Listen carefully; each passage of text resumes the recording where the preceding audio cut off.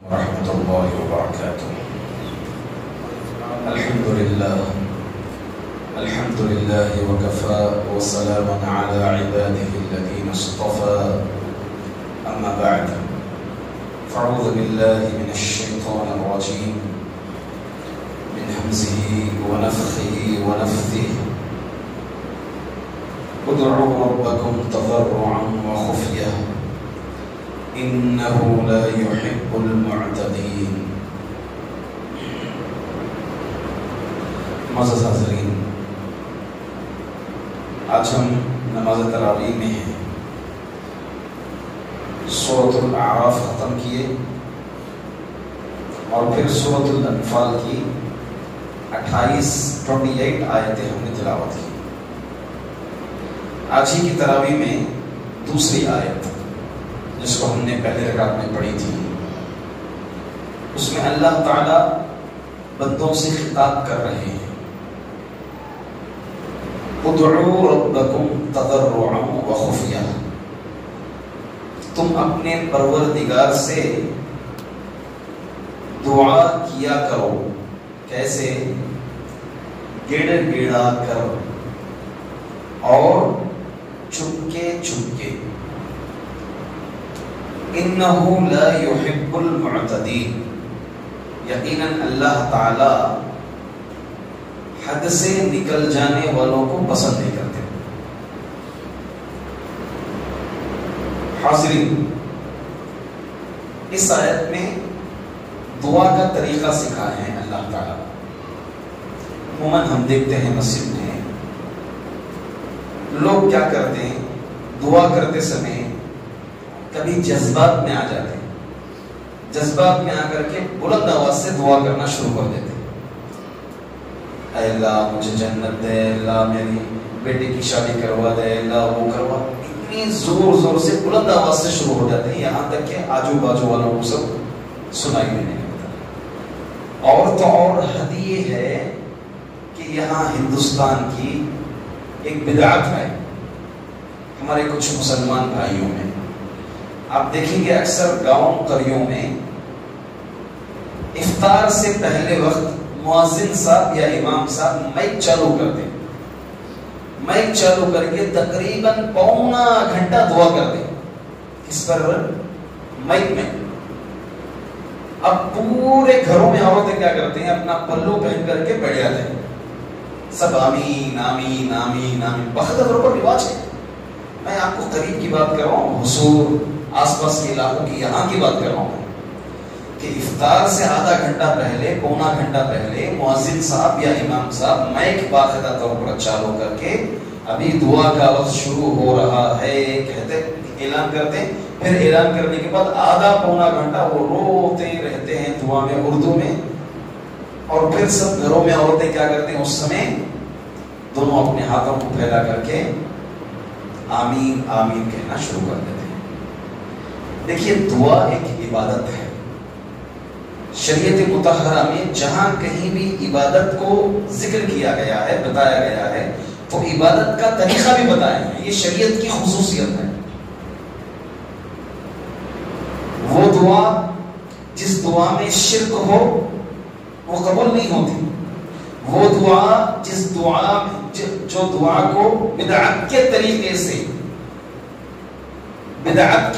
سے انجام دیا جائے تو وہ دعا میں کیا ہے، رد ہے.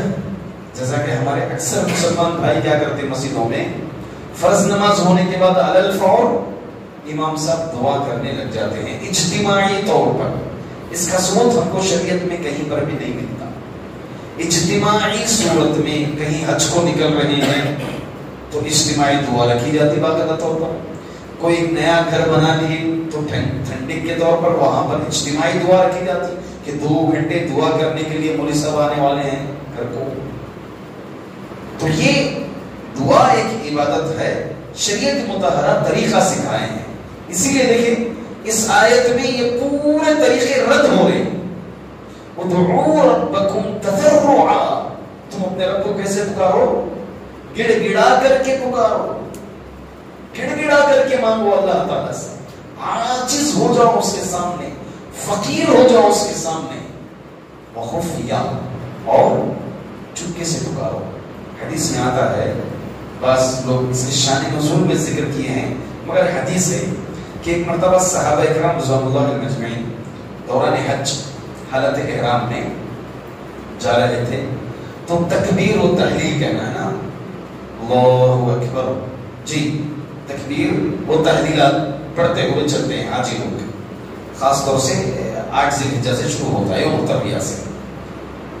تو اس سمے صحابہ تکبیرات میں مرد بلند آواز میں بولیں گے، عورتیں دھیمی آواز میں بولیں گے. بلند کا مطلب چیخنا چلانا نہیں. اسی طرح عید کی تکبیرات ہیں، مرد بلند آواز سے بولیں گے، تو بلند آواز سے بولنے کا مطلب چیخنا اور چلانا نہیں ہے. تو صحابہ اکرام بہت بلند آواز سے بولنا شروع کر دیا.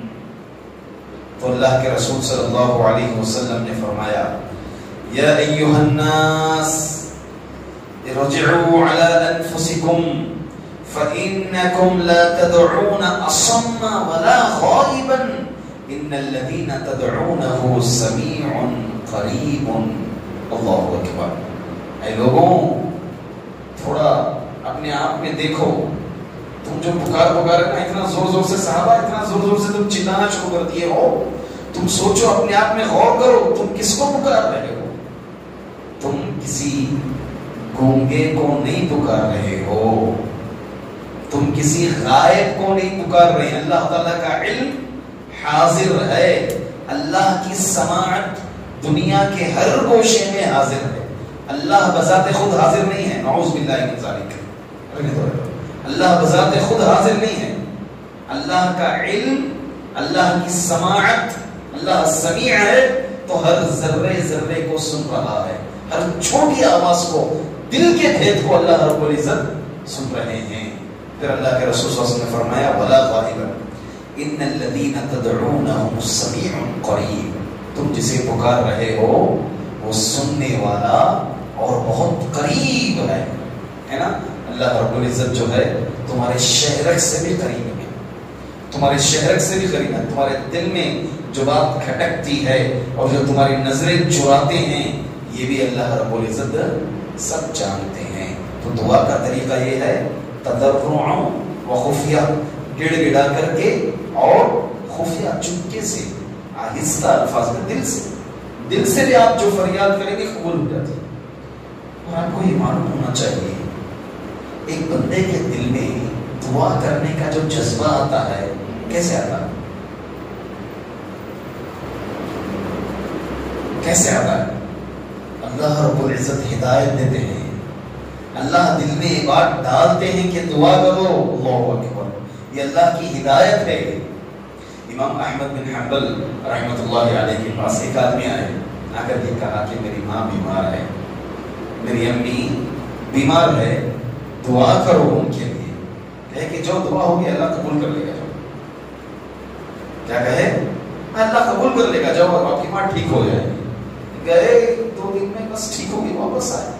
کہا کہ دعا ہی نہیں کیے، میری والدہ شفایاب ہو گئی. کہا اللہ رب العزت جو دل میں تمہارے دعا کا ارادہ ہوا نا، اللہ تعالیٰ اسی کو قبول کرے گا. اللہ تعالیٰ جو ہے اس ارادے کو بھی اللہ تعالیٰ نے قبول فرما لیا.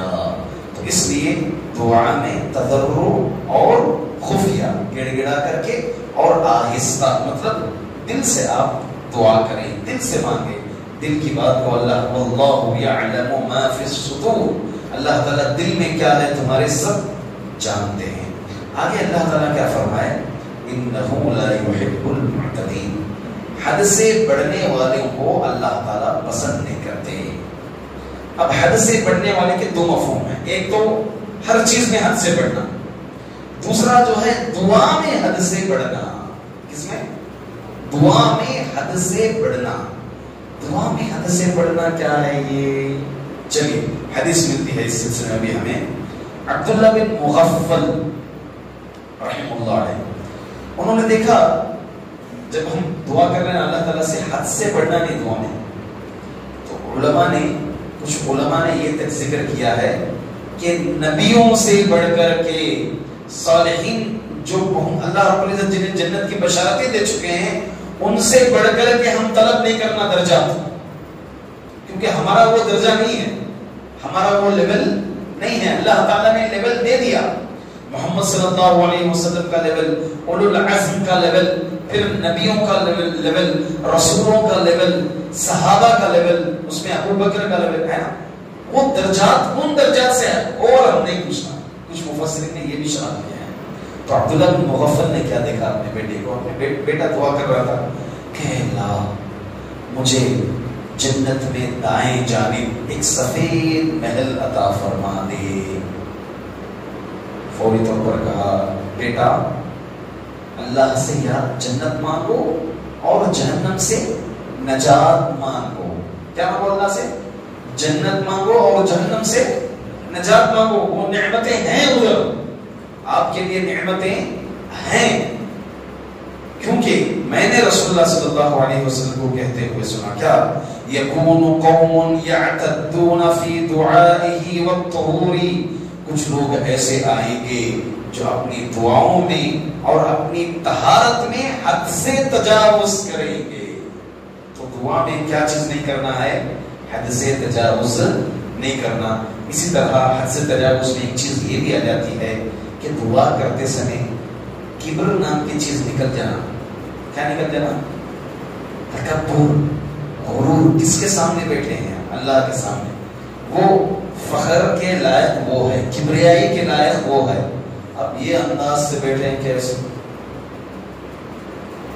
اب کہاں سے عاجزی لائیں گے؟ ہاں یہ انداز سے بیٹھے ہیں کہ سب کچھ ہے، بس یہ گویا ایک احسان کر رہے ہیں ہم اللہ پر. نعوذ باللہ. انداز یہ اپنایا جاتا ہے تو لوگ یہ انداز اپناتے ہیں. یہ کبر ہے، گھمنڈ ہے. یہ دعا میں کبر اور گھمنڈ نہیں ہونا، یہ بالکل تضرع کے خلاف ہے. جو اللہ تعالیٰ نے بولا ادعوا ربکم تضرعا، گڑ گڑا کر کے مانگو، اس کے خلاف. اور ایک چیز یہ بھی یاد رکھیں، دعا میں احساس ہو. ہم کو دعا کرتے وقت احساس. کیا احساس؟ کس کے سامنے بیٹھے ہیں ہم؟ بات کس سے مانگ رہے ہم؟ اللہ اکبر. کس سے مانگ رہے ہم؟ کچھ لوگ کیا کرتے ہیں، عادت سے ہو جاتی ہے. نماز پر وہ بیٹھ گئے، وہاں بھی دیکھ رہے ہیں، ادھر بھی دیکھ رہے ہیں، ادھر بھی دیکھ رہے ہیں، دعا کے لیے بھی بیٹھے ہیں. نعوذ باللہ. ایک بڑے آدمی کے پاس ہم کچھ اپوائنٹمنٹ لیں یا ڈاکٹر کے پاس ہمارا اپوائنٹمنٹ مل جائے، ہاں تو پوری بیماری کیا ہے بولنا پہلے ہی مائنڈ بنا کے رکھتے ہیں، ہے نا. مائنڈ بنا کے رکھتے ہیں ڈاکٹر کے پاس. ہاں یہ ہوا 2 دن پہلے ایسا تھا، پھر جو ہے اور ایسا معاملہ ہو گیا. کتنا جلدی اور سوچ سمجھ کے اپنے فون کو سوئچ آف کر کے ہر اعتبار سے کس کے سامنے کھڑے ہیں، کس کے سامنے بات کر رہے ہیں. نعوذ باللہ. یہ سب دنیا کے لوگ ہو گئے، رب العالمین کے سامنے بیٹھے ہم. یہ احساس ہو ہمیں دعا میں، یہ شعور ہو. اور خاص طور سے دعا میں، دعا جو عموماً قبول نہیں ہوتی ہے، اس کی ایک وجہ یہ ہے، طریقہ ہے دعا کا طریقہ. کیا طریقہ دعا کا؟ جب مانگ رہے تو سب سے پہلے اللہ کی تعریف، پھر نبی کریم صلی اللہ علیہ وسلم پر درود، پھر ہمیں جو چاہیے وہ مانگے. یہ دعا کا طریقہ ہے. لوگ کیا کرتے ہیں، ڈائریکٹ شروع کیے دعا، اللہ مجھے یہ دے، اللہ مجھے وہ دے، یہ چاہیے وہ چاہیے، یہ پریشانی ہے دور فرما دے، وہ پریشانی ہے. نہیں، طریقہ اللہ کے رسول صلی اللہ علیہ وسلم سکھائے ہیں.